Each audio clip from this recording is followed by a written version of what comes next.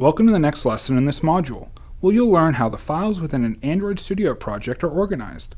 Android Studio projects have several different types of files that you'll have to learn how to interact with. The first set of files that we'll show you are Gradle files. Gradle files are the scripts that define how to compile and build your apps. We won't discuss these in much detail right now, but we'll show you where they are for the time being.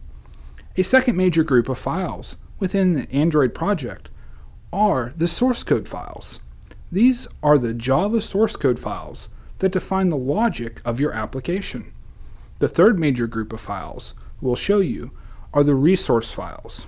The resource files are files that your app makes use of while it is running, such as the user interface layout files that define what different screens of your app look like, any images that are included within your app, including the app's icon itself, and XML files containing values used by your app. One example XML file resource is called strings.xml. This file is where you put all the words displayed by your app. That way you can easily translate every word into a different language, and easily swap in and out which language should be used based on the user's language settings. After you've completed this lesson, you should have an understanding of how the files within your project are organized, where to look for specific file types, and how to edit those files.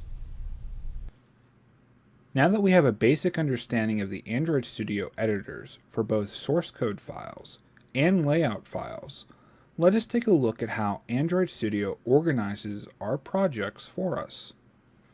Within the project view window here on the left, we will see a hierarchy of folders and some files. I will now explain to you some of these folders and files so that you will understand where they are located. I will minimize or close the Java file right now, and you will see that there exists two main sections of the project, app and Gradle scripts. Gradle scripts for now we will skip over. These are not relevant to your assignments for this course. The app portion is where your project's files exist. There are three main categories of files in the Android Studio project. Manifests, which are special XML files that describe how the Android platform should interact with your project. The Java files, which contain the source code and logic of our app, and the Resources folder, abbreviated RES. The Resources folder contains things such as images, user interface layout files, and other files that hold special values for us.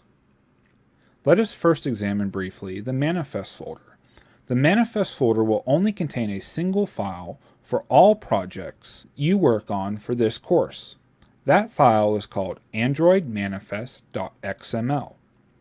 This file defines how the Android platform on each user's device will interact with our app, but the specifics of this will be discussed later.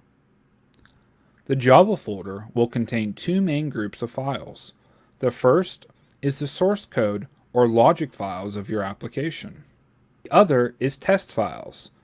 These test files help us verify that our source code files are bug and error free. The test files are easily identifiable because of the Android test here at the end. Within the main source code folder, we have our main activity.java. That's what we are currently looking at right here. The .java is left out inside the project view, but if you look at it up here, you will see the .java is included within the file name. We will skip the test code for now, but it goes inside this folder here. The Resources folder, or shortened to RES, is where we store our user interface layout files, images, and other special files that our application makes use of. The layout files are in an aptly named folder called Layout. We only have a single layout file within our project right now, so only that one is listed, activity_main.xml. This is the layout file we viewed previously. One of the most important special files in this section is within the Values folder. This file is called strings.xml. This file is where the strings used within our app are stored as special XML values so they can be used easily throughout the rest of our project and when the app runs on a user's device. Now that you've completed this lesson, you should understand how the files within a project are organized, where to look for each type of file, and how to edit source code and resource files.